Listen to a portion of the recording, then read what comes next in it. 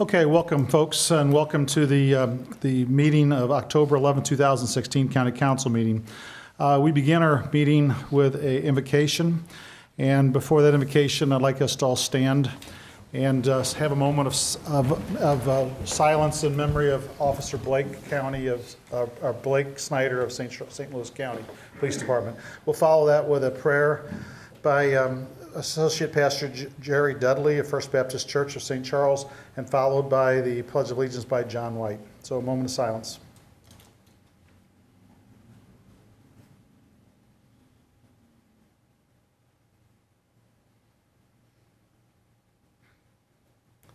Pastor Dudley. Let's pray. God, I want to thank you that we are able to live and serve in the greatest country in the world, the United States of America. And Lord, that you've blessed me and put me in what I feel is the greatest county and city in the world, St. Charles. God, I pray that you be with Officer Snyder's family tonight as they grieve, and his partners, the folks he worked with, God. Lord, I pray a special protection around the officers that are protecting us today in our culture and society, as difficult as it is. Lord, help them to know that we love and appreciate their service and what they do. God, I pray that you be with County Executive Steve Ellman, Lord, as he leads. And God, and for all these councilmen that stand before us today, Lord, thank you for their service. Lord, I pray that you give them wisdom tonight as they lead, as they serve. Lord, we ask your blessing upon everything that takes place here this evening, and we ask these things in Christ's name. Amen. Amen. Pledge allegiance to the flag of the United States of America and to the republic for which it stands, one nation, under God, indivisible, with liberty and justice for all. Donna, would you please call the roll? Councilmember Joe Brazel. Here. Councilmember Mike Elam. Hi. Here. Councilmember Dave Hammond. Here. Councilmember Joe Cronin. Here. Councilmember Terry Hollander. Here. Councilmember Mike Klinghammer. Here. Councilmember John White. Okay, moving on.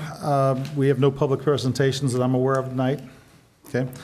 We'll move on from there to public comments. If someone's here to speak to us tonight, would you please come forward? Mr. Dienoff.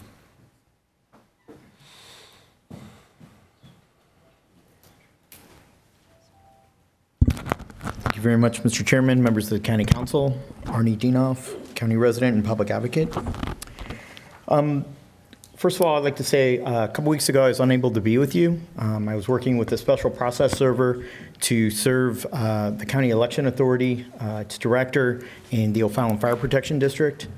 Our county is facing some really grave issues here in terms of duplication of services. We have a St. Charles County Ambulance District that provides full-time paramedic services through 18 ambulance stations and 2 volunteer stations. And now the fire districts of O'Fallon and Central County are asking for a 25-cent tax increase per 100 assessed evaluation, but they want to violate Chapter 321 of the state statutes in reference to asking their own question and not following what the law was. So that's what that lawsuit was about. But that will cost taxpayers anywhere from $98 to $135, depending on the assessed valuation of approximately $200,000 to $250,000 average home in St. Charles County. I'm asking taxpayers to vote no. It's a clear duplication of services. On your agenda tonight is $121,000 and some change for community development renovation for new furniture for that department. It seems like we just got a new director a couple months ago, and now we reorganized the department, and now we're out buying expensive furniture that I'm not sure is exactly needed. If you look in the supply and the surplus that the county purchasing department has, there's a lot of new desks and new chairs and new furniture there that some of that could be gotten at. So that $121,000 is a real concern of taxpayer money. Also on the agenda is a construction management to give phase 2 and 3 a stipend of $150,000 for a $20 to $24 million project. I have some concerns on the cost overruns, some concerns if we even have the necessary and proper funds already set aside so we don't have to ask taxpayers for a tax increase. And also, there's some concerns with the contract. Fortunately, you went with a University City, Richmond Heights architectural firm, and so I appreciate you keeping it local, but I still have some concerns that the money isn't there to go forward with the project. So why put the cart before the horse and spend $150,000 for Phase 2 and $150,000 for Phase 3 when the $20 to $24 million isn't there? I sat through a trial a couple weeks ago in circuit court, and that was where the county laid off because the jury believed, because of health issues, and the county retaliated against Mr. Rodney Zaire, who's the emergency management director. And in 2005, this county laid him off.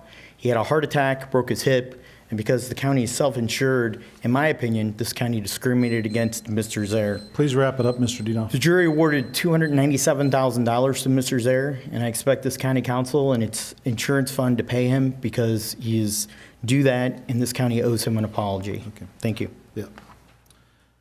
Anyone else like to speak this evening? Okay, seeing no one, we're going to move on to oral report from the county executives. Mr. Elman, do you have oral? No report this evening, Okay. Mr. Chairman. Moving on to consent agenda. Does anyone have anything they'd like to consider removing from the consent agenda?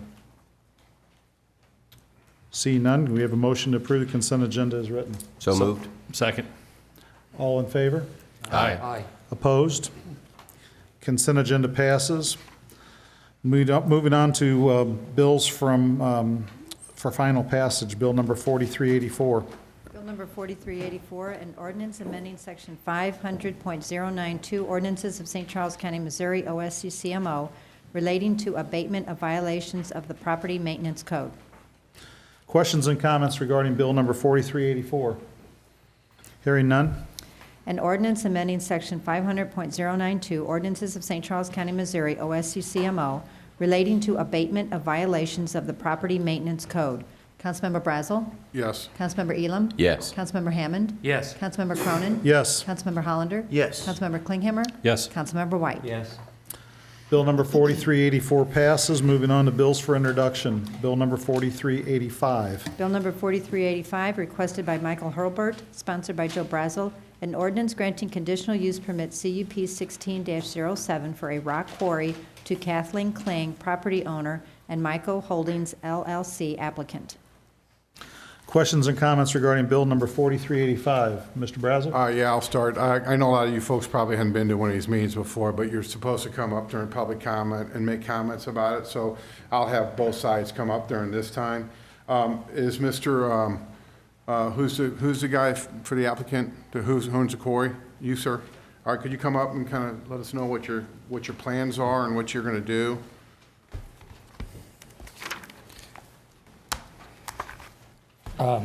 My name's Philip Myers, 6868 Waymar Drive. Is that how I'm supposed to start it? Okay. My wife is Donna. We're co-applicants, and Kathleen Kling is the property owner. We are asking for a conditional use permit to be able to, the word has been used, expand, but actually we're just trying to keep the quarry open. We will be out of rock probably within a year or so, year and a half, of the rock that's in the quarry, the old Shemar quarry, which has been there 65 years or so. And we are asking for the ability to, we would like to purchase the ground from Mrs. Kling and then be able to use that rock that's there to continue the quarry. You want to add any more? Yeah, I've got some more things. I just want to make sure. There have been some concerns, I believe. What I want to be careful is I don't info dump on you guys. I don't know how far I'm supposed to go on this. So, without the expansion, I said the life is maybe 1 to 2 years of the quarry where it is right now. The size of the quarry now is 23 acres out of a 30-acre tract, which is owned by Margie Heyman. And we pay Mrs. Heyman a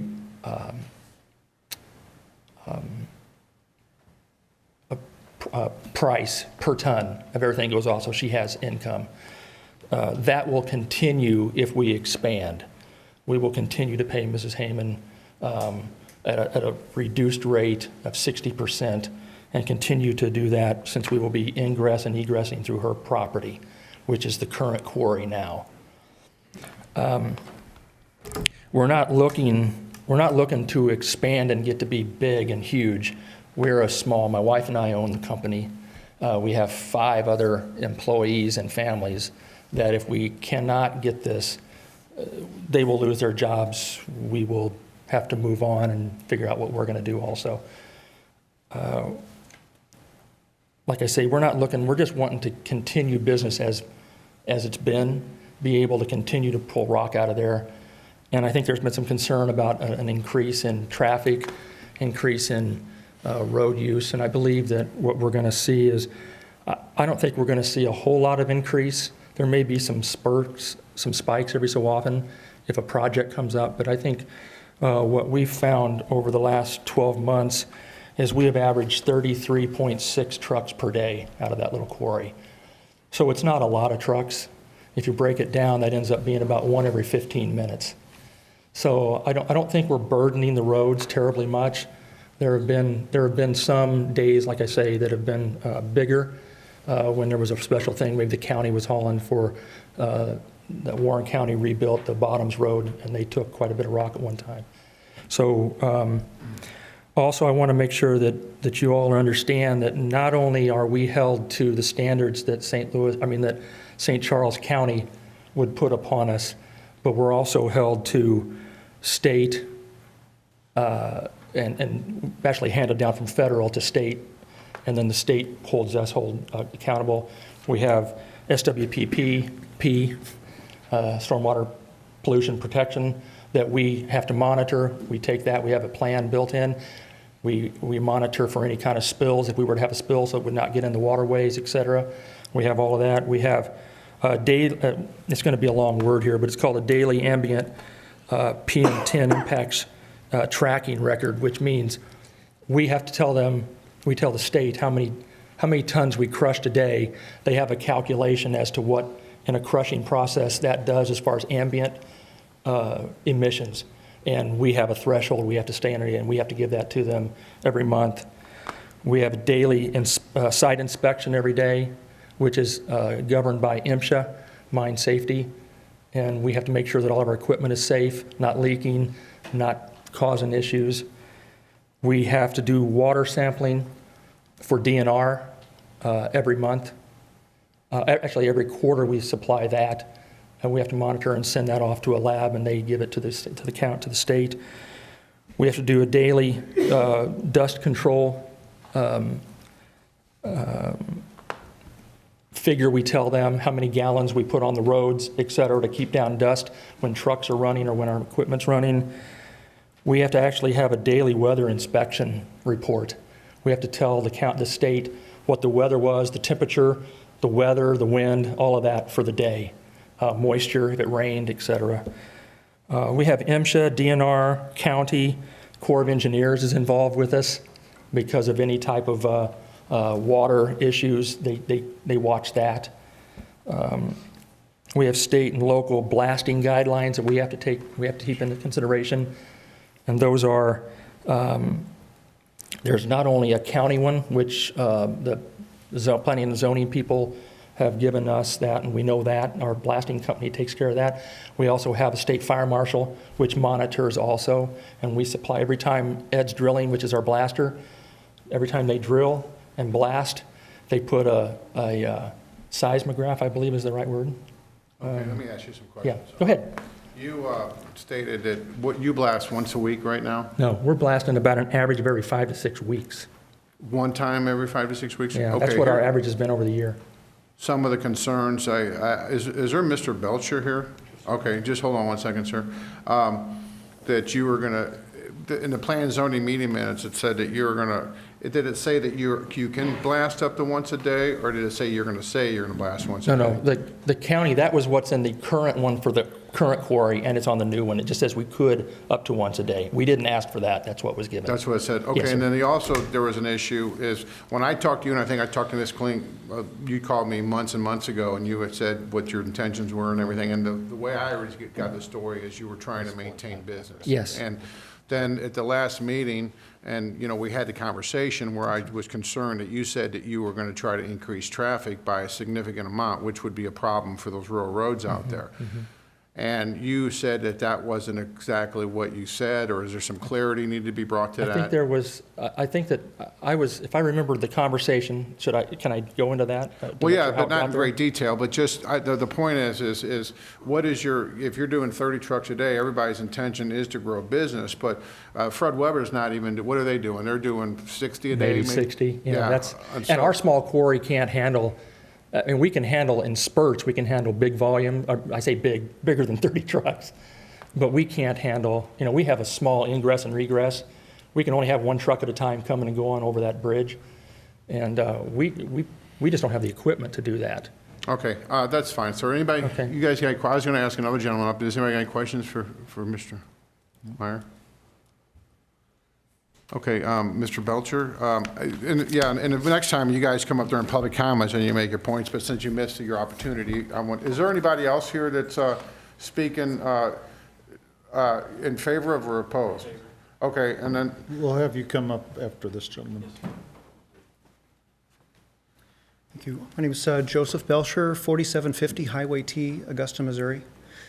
I was first exposed to St. Charles County. I grew up in West County. First exposed to St. Charles County as a kid, coming out to Lake Sherwood. Can't tell you how many times we came out and enjoyed the lake and the area. My wife was in the Air Force looking towards retirement. I worked for TWA at the time, based here in St. Louis. Wanted to come back, so started looking for property out that way. I was drawn that way. Found a beautiful property, built our dream home on it, and moved in and bought it in 92, moved in 98, planning to retire there. As you know, written notices for the CUP 1607 only went out to those of us with property within 500 feet of the proposed expansion. So our goal since the beginning has been to inform the area residents of the application so we can make our opinions known to the council.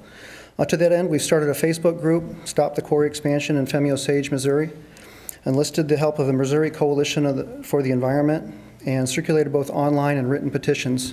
To date, we have more than 340 members of the Facebook group and more than 400 combined signatures, both online and written. I have those with me that I'd like to submit.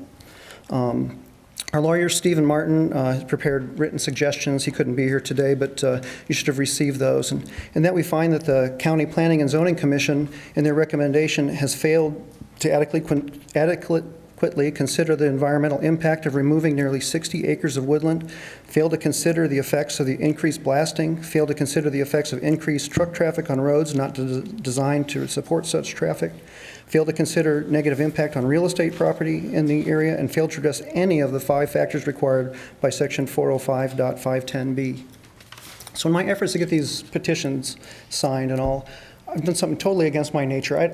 I'm not the kind of person who walks up and just talks to a stranger asking for support. I'm not a public speaker. This is this is a little difficult for me too. But in those conversations, I found heartfelt emotion about removing the 60 acres of woodland. The people in the area just saying, the blasting is already bothering me. I mean, one lady said, they said they're blasting once a month. She goes, that's not true. But again, I would defer to Mr. Myers. I don't know about that. Mr. Belcher, what I want to ask you is a couple of things. You and I talked on the phone, and I wanted to hear all the facts from both sides first. Yes, sir. Because this council doesn't get into this. It goes to the plan and zoning first, and then we have the public hearings and all the comments. So what we really want to do is just hear the facts about what the applicant has applied for. Okay. And some of my points for this is the quarry has been there an awful long time. Yes, sir. And from the conversation that I had a lot of conversations. I lived on Fenwell Sage Creek Road. I mean, I lived down the road from that quarry, and we rezoned it, I don't know, quite a long time ago, or they did something that we did another application 10 years ago and did a lot of things, wanted to put up a buffer there with the pine trees, but then DNR wouldn't let them. I mean, there's always this conflict with the creek there and DNR and everybody, Army Corps of Engineers. And so what I think, though, is if, in fact, the gentleman's trying to maintain his business, there's two ways of looking at these things. That property, Ms. Kling, I think, has been trying to get rid of it for a while, whether or not it's close to the quarry or what, I don't know. But if the guy's trying to expand it and maintain business, there's a lot of people who are also in favor of it. The truck drivers, people need gravel. It's land rights of this gentleman to try to do what he's doing without taking his rights away. So trying to have a balance, if there is one, if there is a balance. My question would be to you is how is it, you moved in somewhat next to a quarry to begin with, they were just expanding the other boundaries of it. So if they were going to do it, are you saying that you're adamantly opposed no matter what of them maintaining their business? Well, right now, we have a 60-acre buffer between our property and theirs. The CUP 1607 would allow that whole 60 acres minus some setbacks to be used as a quarry. We don't know how fast, you know, he did say in the planning and zoning meeting that he'd love to have 60 to 100 trucks, and then, of course, he was joking, but he said 500 if I could get it. So it seemed to me at that meeting, his intent was to expand. I mean, that's what I got from the meeting. I understand, from what I understand, he bought the property in 2015 knowing how much rock was there. So I think he probably had that, I mean, I would have to think you would figure that into your equation when you buy a quarry, that you know how much rock is there. And just seeing that march towards our house, there's no, I mean, the way it's written, he could start on our end and work the other way. I mean, it's probably impractical, but it's not, and then just removing all that woodland from, I don't know if there have been environmental impact studies done to determine how that's going to affect the area. What about the floodplain? Rock washing into the creeks and... Well, I think from all that stuff, I mean, our county has extremely strict blasting laws, for one. We have a stream bank protection ordinance that's pretty strong. A lot of counties don't have. And then you have DNR, you have the Army Corps of Engineers, you have all these other regulatory authorities that are monitoring heavily a quarry.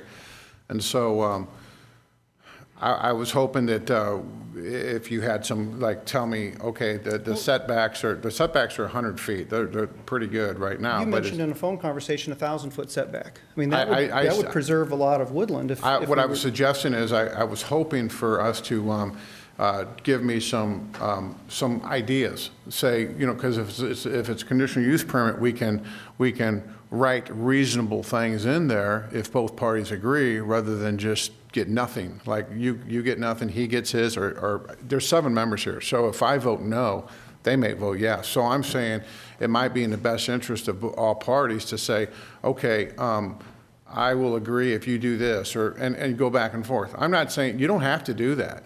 I'm just saying that I don't think there's a lot of people that are opposed to this as much as you are, and I understand why you are. I'm just trying to make it if it's, you know, I'm trying to say, okay, is there a way that we can make this work that is not going to have a huge impact on where you live and other people?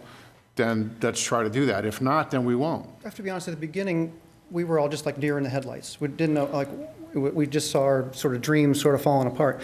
When we came to the meeting, we found out that a property on the east side had negotiated a big setback. When you take out the property where the house is and an additional 250-foot setback, they withdrew their objection after they got that setback.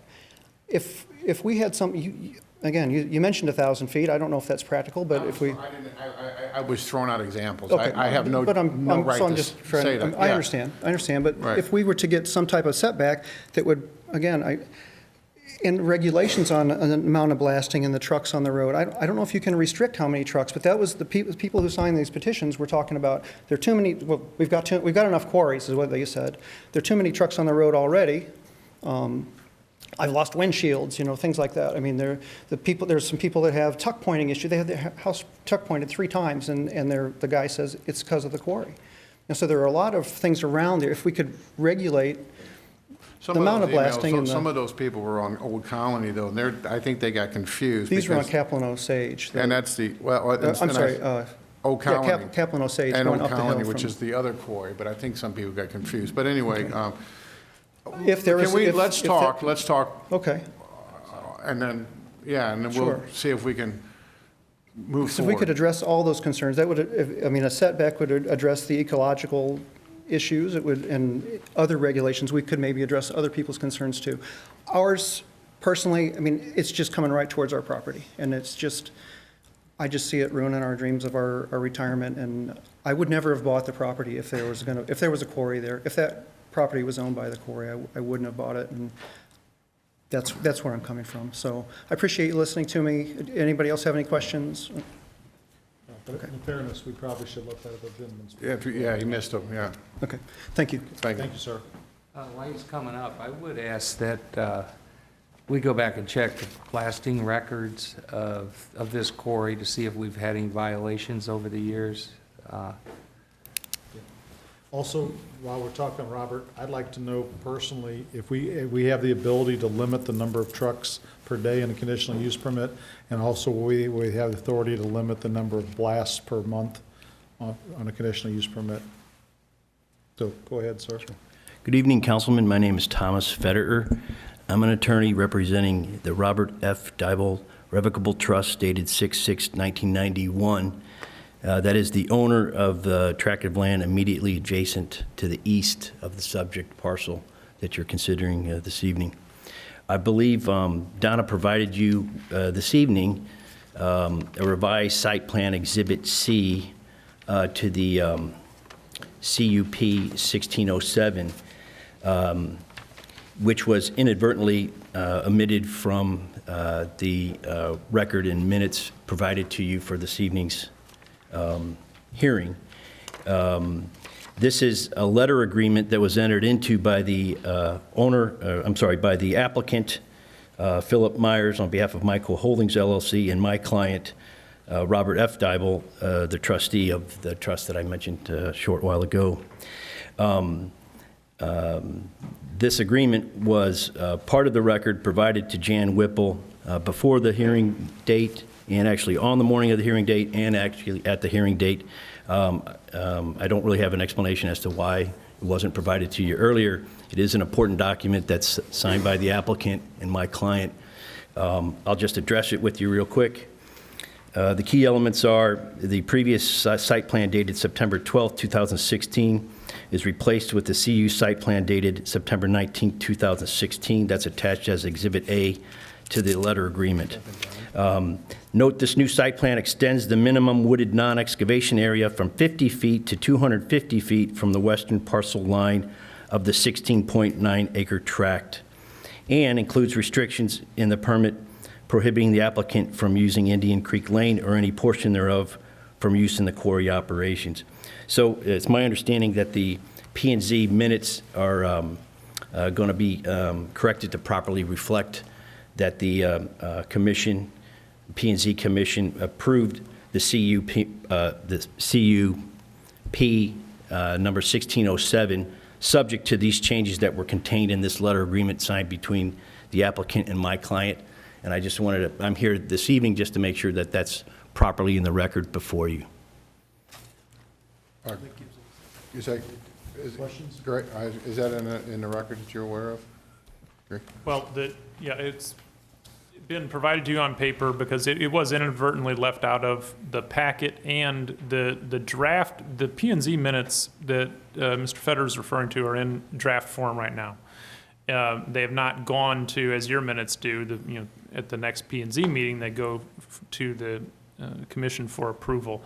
And Mr. Myers is, revising this, has already gone back, and he knows more detail, but has gone back, listened to the recording and gotten the language right for what was actually approved at the P&Z level. And so those minutes then will be corrected, will be approved by the P&Z the week before your next meeting on October the 24th, and all that will then be a part of this, part of your council packet for your October 24th meeting, including the documents that we've got to you tonight through Ms. Vogt. So it will all be in one place. A problem too. You got a bunch of old eyes up here, and it's pretty hard to see this. So we'd like to have this in a we'd like to see this, speaking for myself, we'd like to see this in a digital format so we can zoom in. And that's Okay? fine. It was provided to Jan Whipple in digital format, but we'll resend it again. Okay. Who would you like for me to email that to? You can send it Council secretaries. We'll put it, it should be, just put it, it'll be in the format of the ordinance, is what you're saying, though, right? Yes, it'll be part of your PDF Yeah. packets. I'm So just saying you what can- we're you here to can check discuss that, tonight, sir. I can't read. Sir, when I we mean, this have is- the ordinance formatted, you can check it just to verify it's Great. all cleared up, right? Thank you. Go ahead. Chairman, just to correct one thing, planning and zoning didn't approve anything. They recommended approval. It comes to the council. I meant the minutes that were prepared didn't accurately reflect Okay. what was approved. Okay. Great. Any further questions? Thank you. Mr. Hollander has a question. Oh, I'm please. sorry. This seems, the timing of this, this land was purchased, or this quarry was purchased in 2015, and now here we are in 2016. When it was purchased, I would think that, there would be some knowledge of when this rock was going to be running out. So it seems to me like the owners must have either been planning on closing the quarry or taking a chance on this particular group of people up here passing it this year. That's a very good question, but I think you would need to direct that to the applicant. Right. Okay. I represent the adjacent property owner. Okay, I'm sorry. Thank you. Could I ask the gentleman that was up here earlier? Go ahead. Should I rephrase my question, or did you hear it? I think I heard it. Okay. I think I understand it. When I went over and looked at the quarry, it at that time had been told to me that they were closing because they didn't have any rock. That had been being said for 2 years. I had some geologists come and look at it and told me, there's rock to last you for a while. We have 5 families that make a living off of that quarry. And it was requested from me to look at that and see whether or not we could go ahead and continue to operate that quarry. My understanding at the time when I had done that is that that had been operated by Kolb Grading at the time, and they had at times negotiated, began some negotiations on and off with Mrs. Kling. I believe at some point Kolb, because of their workload in other areas, they're huge. That was kind of a play toy out there for them. And I believe what they decided is we just don't want to do it. So they just kind of threw their arms up instead of going for another lease. My goal was to keep it open as long as I can. It's still my goal. My wife and I's goal is to keep the rock going. I had many farmers, I had many of the operators and businesses ask us, please keep it open.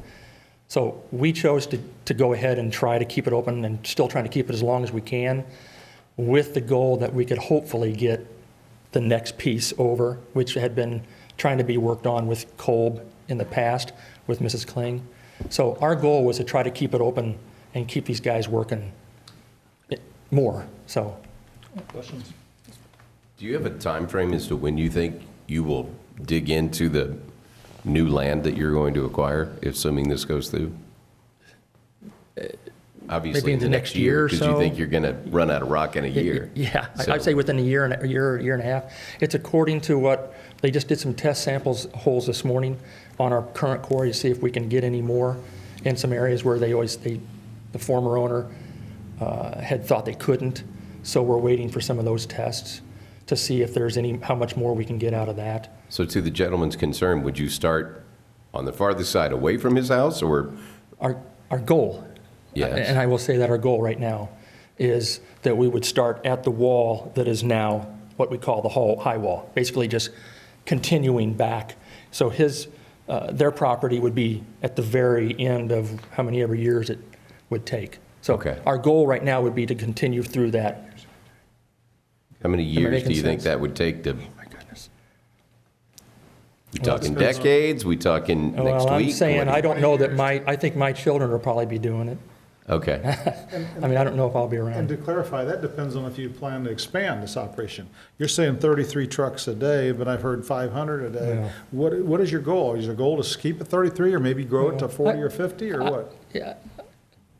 We want to maintain where we are. Right. Obviously, the more we could have, the more income I have for upgrading, et cetera, with equipment. I don't know where that's at. I think realistically, it's I mean, I feel like an idiot because I made that flippant statement at the planning and zoning. But, I mean, I don't see this thing getting 100, I mean, I don't think it could ever average over 70 loads or not. I don't even think it could do that. Well, let me ask you this then. If you're doing 33 a day and you want to grow some, if we put a limit, for instance, of 50 a day, maybe a cumulative over a, long period of time. So some days you did 70, some days you did 30. Would that be an imposition to you? Because I think that would give a lot of assurances to the neighbors. Also, in the same token, if you're blasting now every 5 or 6 weeks, if you said, well, I might need a little bit more blasting if I'm going to grow a little bit, but maybe limit blasting to once a month, would that be an imposition? I'm just throwing stuff out, trying ideas to maybe make the residents. Obviously, I need to think about that. Yeah. I need to think about that. That's it. Mr. Chairman? Yes, sir. That's something that Mr. Brazel and Mr. Yes, sir, I agree too. I just threw it out there. Meetings and not at this meeting. Yep. I'm not sure whether we can legally. This really do isn't that. a That's negotiation. That's a question for Craig, because That's we fine. don't require other. I just wanted to throw the idea out there for CN. I think that's a whole legal. I think we're good. All right. Okay. I don't know.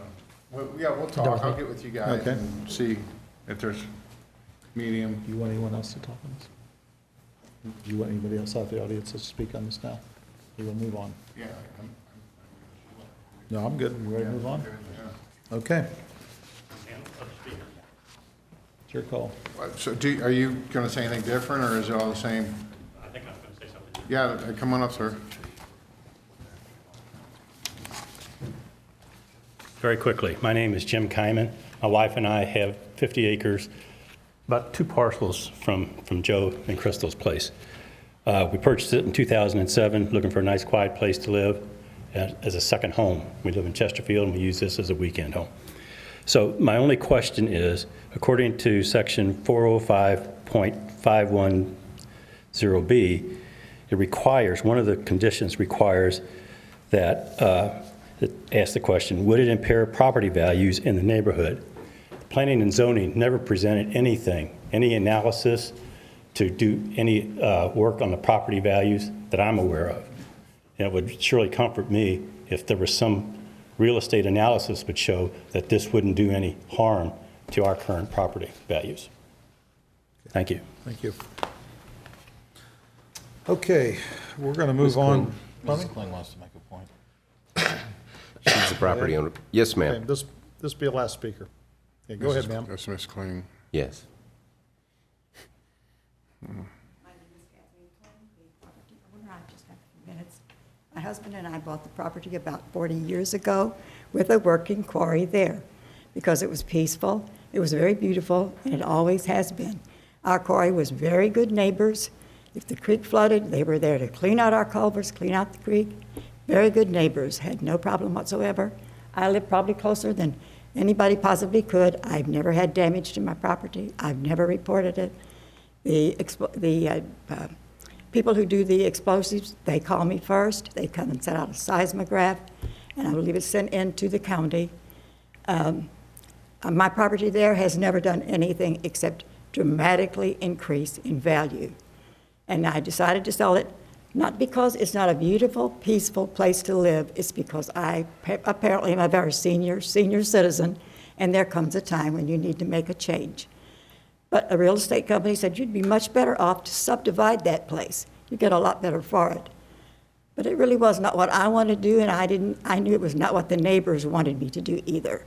So then when the Myers came to me and they offered this, I thought, I've lived there 40 years almost with the quarry. It's never been a problem to me.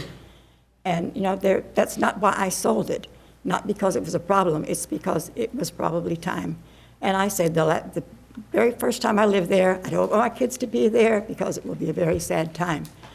But it's a very enjoyable, peaceful place to live.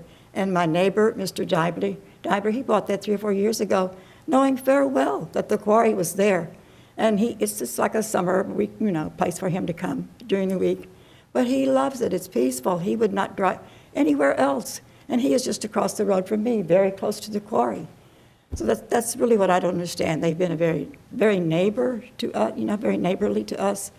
So, but I guess The only reason that we have a lot of noise is motorcycles, and I'm sure we can't stop those either. But anyway, I just wanted just a few minutes to let you know that, you know, it's not because I want to sell it. There just comes a time sometimes. So thank you. Thank you. ma'am. Okay, we're going to move on to bill number 4386. Bill number 4386, requested by Michael Hurlbert, sponsored by Mike Klinghammer, an ordinance granting conditional use permit CUP 16-08 for boat and boat trailer storage to Timothy E. Cantwell, trustee of the Timothy E. Cantwell Trust dated March 9, 2007, property owner, and Scott Cantwell, applicant. Questions or comments regarding bill number 4386? Seeing none, we'll move on to bill 4387. Bill number 4387, requested by Michael Hurlbert, sponsored by John White and Michael Klinghammer, an ordinance authorizing the county executive or his designee to execute documentation for acceptance of a supplementary funding approval under an existing grant from the Federal Emergency Management Agency, FEMA, to fund 100% of the projected total costs of acquiring and demolishing 3 residential structures sustaining severe and repetitive loss in flood hazard zones of unincorporated St. Charles County.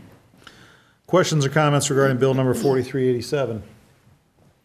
Seeing none, moving on to bill 4388. Bill number 4388, requested by Hope Woodson, sponsored by council as a whole, an ordinance authorizing the county executive to execute a memorandum of understanding with the Missouri Department of Health and Senior Services to allow county access to the state's vital records and information technologies.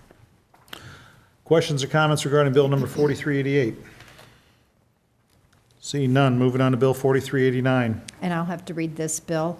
Bill number 4389, requested by Craig Tykowski, sponsored by Mike Klinghammer, an ordinance authorizing the execution of an amendment to building and premises leased for airport space. Whereas economic development of the St. Charles County Airport facility provides economic advantages for the entire area. Now therefore be it ordained by the County Council of St. Charles County, Missouri as follows. Section 1, the county executive is hereby authorized to execute land lease agreements for property at St. Charles County Airport as set out in Exhibit A.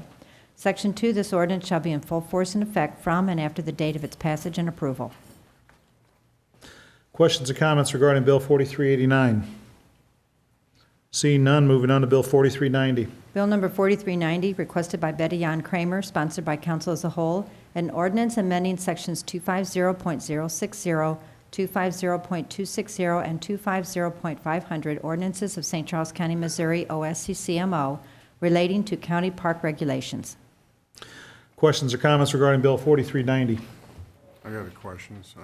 Yes, sir. Betty, what exactly are we doing different here?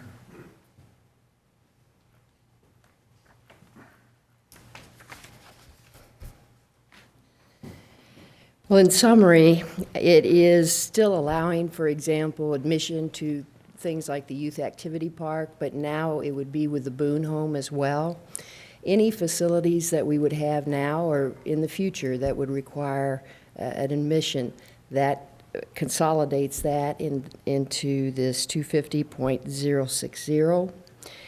It also just simply moves the placement of the refund authority. It was lumped in there with revenues, and so it sets it apart in a refund section of its own. It cleans up the limit on number of camping days in our campground facilities. And what it is stating now is that no more than 2 weeks within a 30-day period would be allowed. As they are right now, a person could camp for 2 weeks, leave for 1 day, and come back for another 2 weeks. And we've had a few instances where people have tested that, and we just did not want to get into people living in the campgrounds. So this would give them 2 weeks within a 30-day period that they could be camping. And then likewise on section 250.500, it allows the use of a rate schedule for facility rentals. As we've evolved over the last decade and a half, it was like every time we got a new facility, we'd make an amendment to the ordinances to allow for charging for those facilities.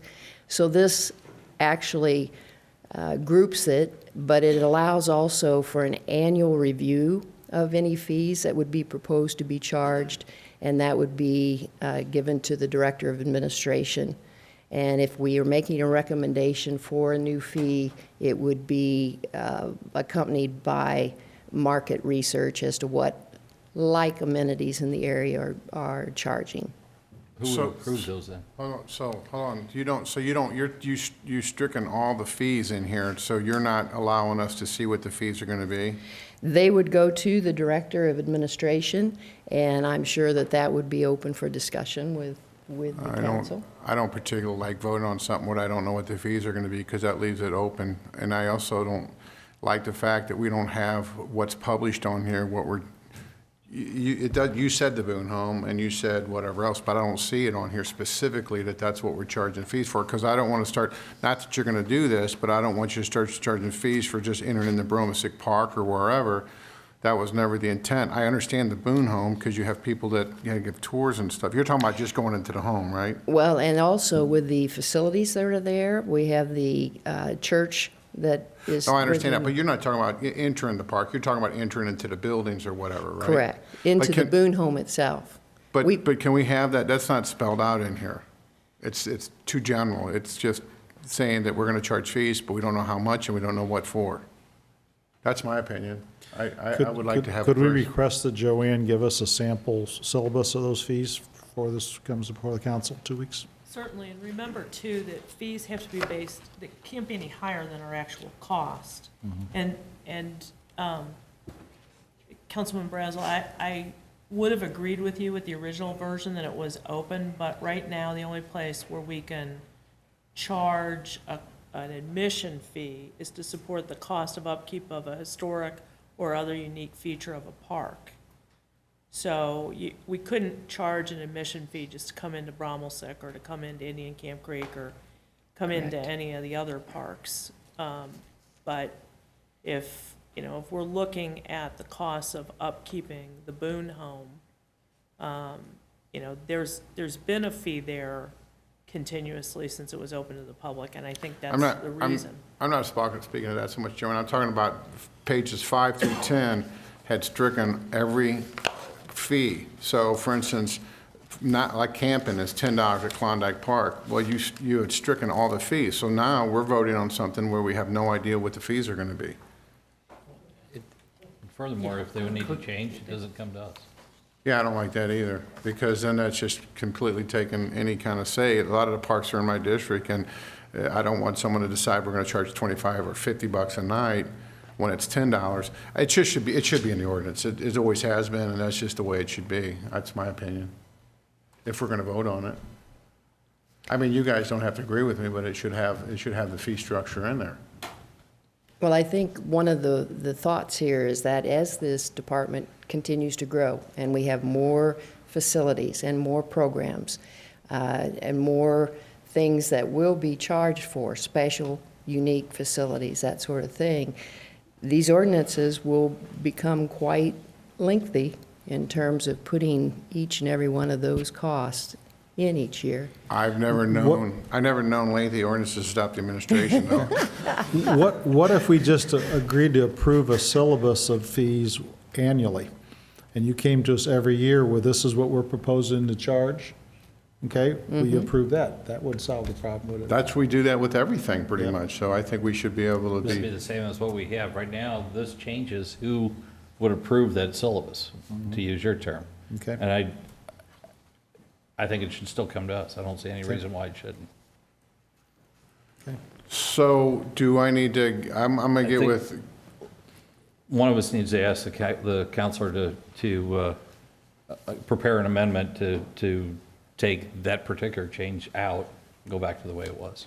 Are you prepared to have the fee schedule set? Are you not prepared for that yet, Betty? No, I think we would be prepared for that. Well, I would like to, I'll Sure. get with Greg or Keith or whoever's doing it and see if you guys are interested in my substitute. If you're not, that's fine, I think we're all interested in knowing what those fees are. I don't want to hear from constituents as, hey, why'd you guys raise the prices of youth activity park? I would like to know if you are going to raise them, why, and what you're going to use with that additional money, or is that park going in a hole and we need that to keep the staffing level currently? So I would like to see this, Sure. at least see them, however we structure the ordinance down the road, that can be worked out with the counselor and the administration. hopefully us as well. Mr. Chairman, Yes, ma'am. I heard, and I already my brain moved off of who said it, but would you find it acceptable if we remove the Director of Administration and instead send it to the council on the consent agenda Yeah. every year for approval of the fee What schedule? about that, Mr. Brazel? Yeah, that's fine. I'll get with you. Just there's some change, just that. We need to know what the fees are, and we need to know what particular changes, the Boone Home stuff. I get it, but it should be in the ordinance. It shouldn't just be left open. It shouldn't just be for us to guess Well, at. if you were okay with it being that it's approved by the council, what we do is, if Betty's said she's ready with the fees, is change that in the ordinance to council, and then at your next meeting, send you the fee schedule. You could suspend that off the consent agenda until after you pass the bill in whatever final form, and then you could pass the fee schedule. It's probably okay. I'd like to see it first. Is that good with you, Yeah. Mike? Yeah, let's talk later, but I've got some ideas that. Okay. And I'm going to ask Donna to kind of do a poll of the council to see which direction we think. We know how you and Mr. Klinghammer feel, but feel the rest of us, so as we move forward, try to get the consensus of the council on it. You don't need it. Okay? Very good. All good? Thank you. Thank you, thank you. Okay, moving on to bill number 4391. Bill number 4391, requested by Steve Elman, sponsored by Joe Cronin, an ordinance setting the 2017 rates for group medical insurance benefits with Aetna Life Insurance Company, formerly Coventry Healthcare of Missouri Incorporated, Davis Vision and dental insurance benefits with Lincoln Financial Group for county employees, elected officials, and retirees. Questions or comments regarding bill 4391? Mr. Hammond? Yes. How much of this increase from last year's cost is the county picking up? 6% to the county. It's about $600,000, hoping Ed's still in here. And 3% to the employees. That's pretty generous. That's good. Any other questions?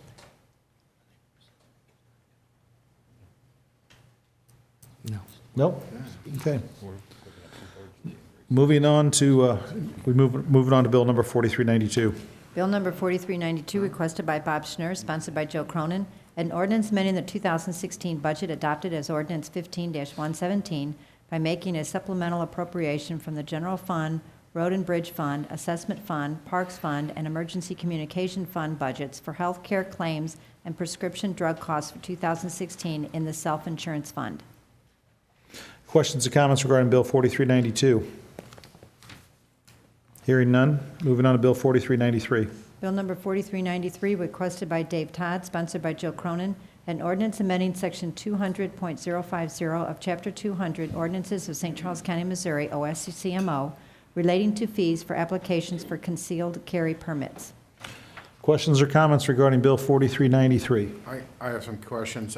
Dave, I guess this is why we're getting some of that hate email, or I mean, just briefly go over, or Chris, or whoever. Just come up to the microphone and explain why that this has nothing to do with, it's just basic changes on a couple fees, isn't it? Well, the FBI notified the state that there's going to be a reduction in the fee from $14.75 to $12.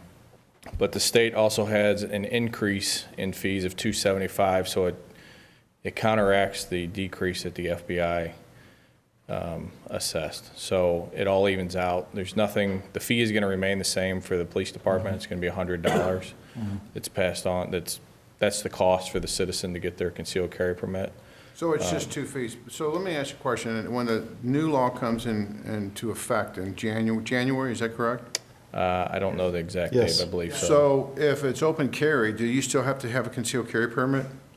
Well, it's not, open carry has always been the law. Concealed carry has been, now you can carry concealed without a permit in the state of Missouri as long as you meet the legal guidelines of that. It doesn't include a permit. The people that are going to come in January are the ones that want to go to other states, because they're going to have that. As of January, you will not be required to have a permit to carry concealed. But if you want to go to another state, such as Florida, then you're going to need to have your CCW because they do reciprocal. Okay. That makes sense. This does not void laws such as you cannot be a convicted felon and carry a firearm. This does not do away with that. Well, on the open carry, let me make sure I understand this.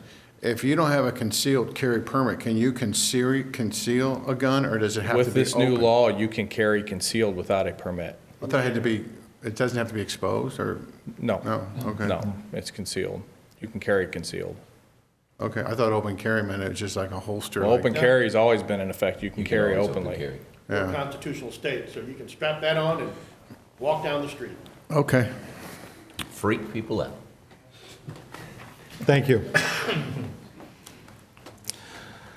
Okay, moving on to Bill 4394.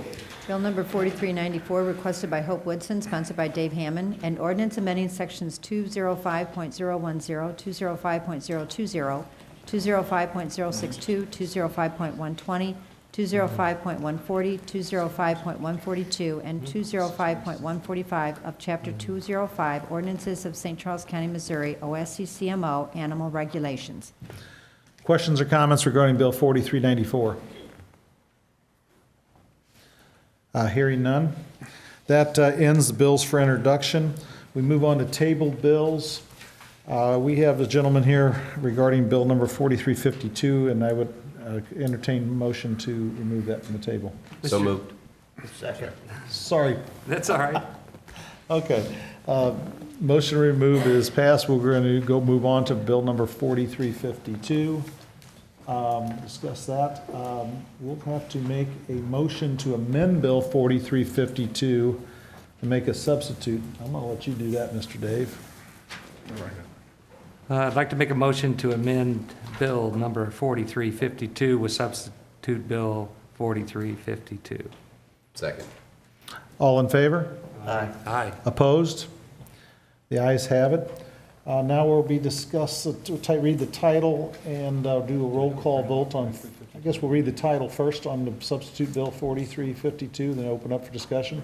Absolutely. Substitute Bill 4352, an ordinance granting conditional use permit CUP 16-000004 for construction equipment and heavy machinery, new and used, sales, lease, rental, repair, and storage to Tri-County Christian Church property owners and Austin Craig applicant. Okay, Mr. Craig, would you come forward for a minute, please? Mr. Cronin, Yes, sir. do we have a copy of the amended 4352? I know it got emailed to us earlier today. I'm not certain if you have a paper copy. I can briefly tell you what it is real quick, or if you want me to Right. just No, you explain do it real not. quick, I can. You do We don't not have a copy of what we're talking Not about in front of amending? you. Okay, is Okay. it on here? No, it is not. okay. I've got a paper copy if that helps. That's okay. Let me just, I'll give you a real quick rundown and see. This man has been in a real tough position for the last few months, and because he had to make a church happy, a city happy, a neighbors happy, county staff happy, and a pesky county councilman happy. But ultimately, I give you credit, sir, for your patience and your efforts. The substitute bill makes pretty much all those folks happy, and also allows this young man to construct a new business. So I apologize if the substitute didn't get to you in a paper format, but I know it was distributed in electronic format. But essentially what it does is it improves the appearance to his building and property, which was important to the city of Wentzville. It allows the development to go through, which is very important to the church that he's buying the land from. The neighbors had a lot of concerns about screening and fencing and looks of the building, and Mr. Craig has identified all of those. He's also went through, Robert Meyer, I'd like you to stand up because you did a heck of a job on this, did a lot of work on trying to make everybody happy, okay? And it's all now together in substitute bill 4352. So that being said, you don't see people here speaking against it like before. It's peace on the world in Wentzville, everybody's happy, okay? So that's the story behind it all, okay?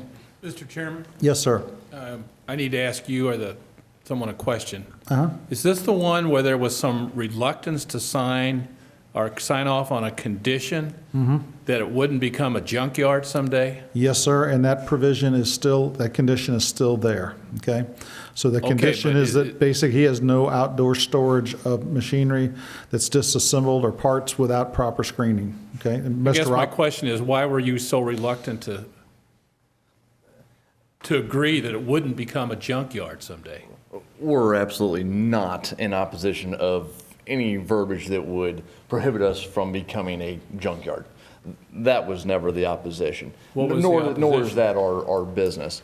We are in heavy equipment sales, rental, leasing, repair, storage, and so forth. Occasionally, you end up with a machine, whether No, I'm sorry. Is there something in here now that says it can't become a junkyard?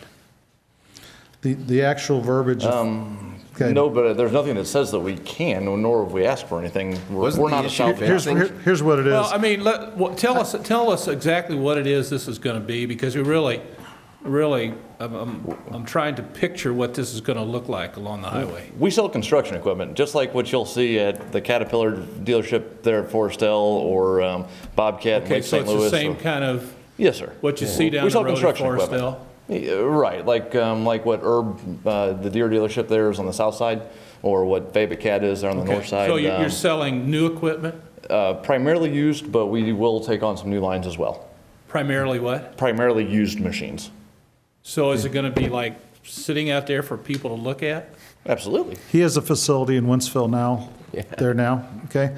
And there is, in here, it says basically, any disassembled vehicles, equipment, or machinery, and any scrap parts or materials shall be stored indoors underneath the building canopy or screened from public view by a site-proof fence and other screen. Okay, is that the part that there was reluctance Yes, to sign on to? he had a hard time with that, and I I understand. guess that's my question. If he had a hard time with that, I just wonder what is he really trying to achieve here? A really beautiful business along an important highway, or some minimal kind of thing like they have in Forestell?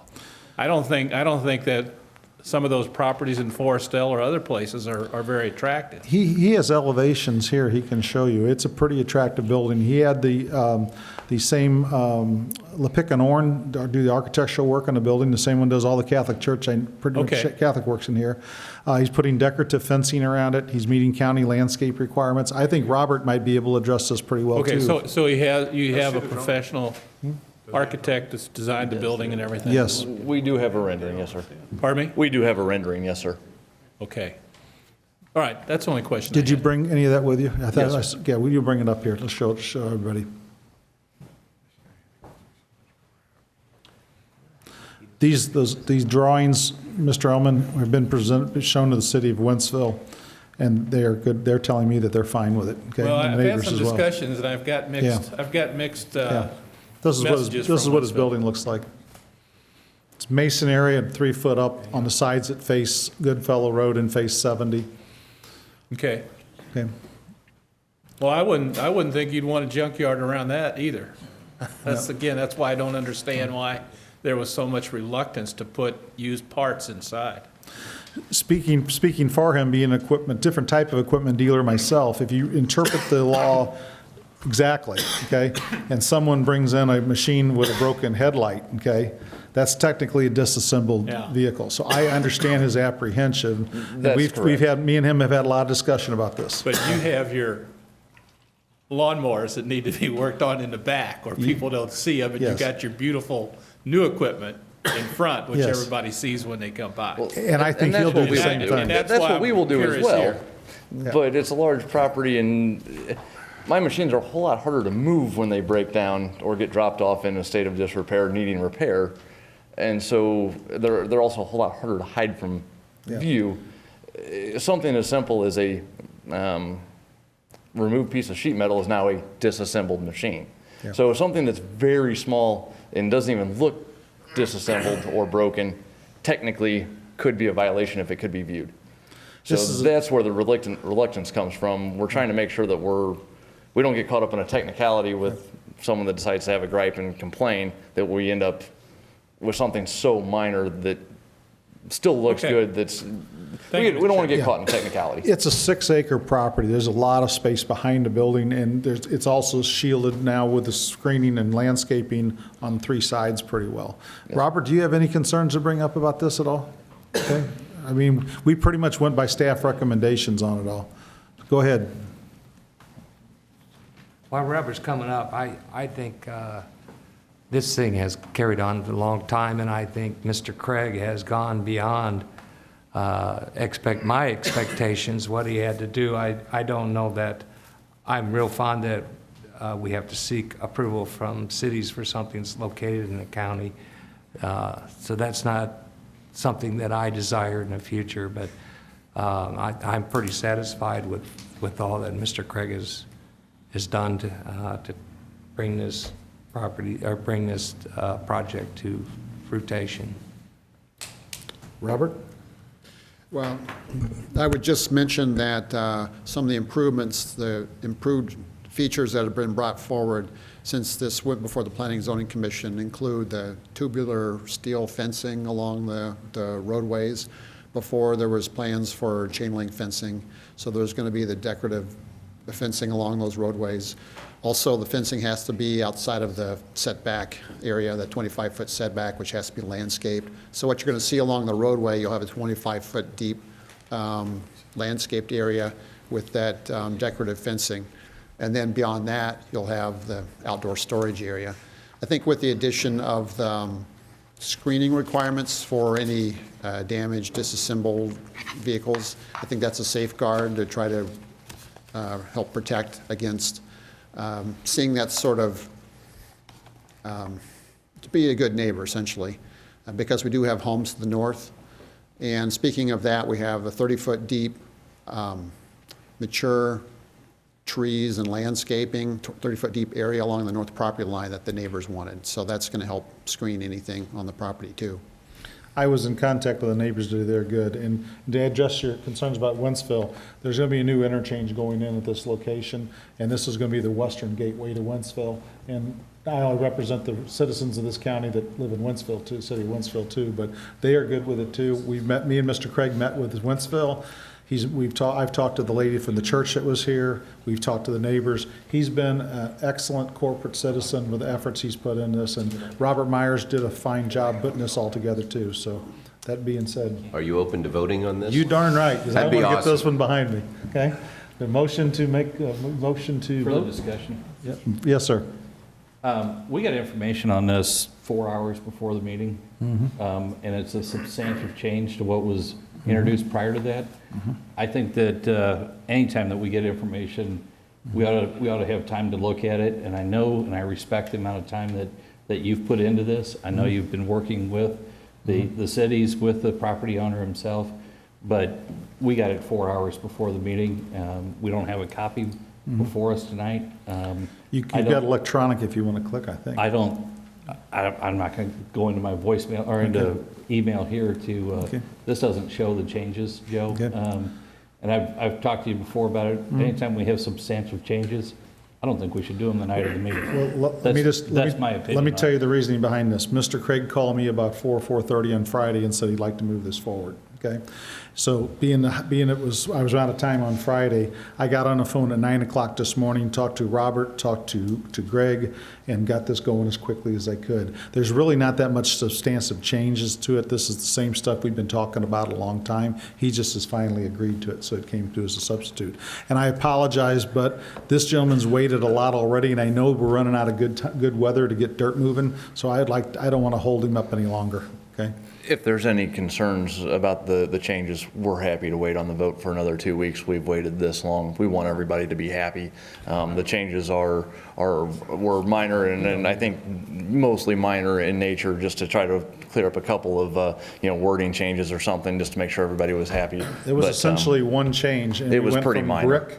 The original bill had brick on the facing, and now we're at split block masonry. Robert, is that correct? That was the only substantial, that's the only change, Mike. Joe, I'm in support of this. This guy's waited long enough. Let's move on. It's money, and he's got to move on it. Okay. It's a zoning issue, Mike. It's not, if he talked to all those people in his area, it's a zoning issue. Okay, we have an original motion, I think. Right? You don't need it, you just call Ready? it. Oh. We've been finishing discussion. Okay, all right. Anything else? Let's move on. Substitute Bill Number 4352, an ordinance granting conditional use permit CUP 16-000004 for construction equipment and heavy machinery, new and used, sales, lease, rental, repair, and storage to Tri-County Christian Church property owners and Austin Craig applicant, Councilmember Elam? Yes. Councilmember Hammond? Yes. Councilmember Cronin? Yes. Councilmember Hollander? Yes. Councilmember Klinghammer? Nope. Councilmember White? Councilmember Brazel? Yes. Bill number 4352 passes. Thank you very much, gentlemen. Thank you. No, 4 hours before it is ridiculous. Any other announcements or miscellaneous this evening? Did you want to mention the dates, the change of the dates for the October meeting and the December meetings? Yes, ma'am. I'll let you do that if you would, please. Okay? Okay. And we are not going, have moved the October 31st meeting to the Monday before, which is October the 24th, also at 7 p.m. And then the change of the December meeting dates, instead of the second and last, we are moving to the first and third, both at 7. So it's, the December meetings are December 5th and December 19th. Okay. I think that was agreed by everyone already anyway. And additionally, I gave you a handout for about AT&T, a new kind of technology that's coming out, and wanted to let you folks know that myself and Keith and Joanne have been discussing the Ameren agreement. Hopefully we'll get that worked out pretty quick like. Does anybody else have anything else this evening? Move to adjourn. So moved. All in favor? We are adjourned.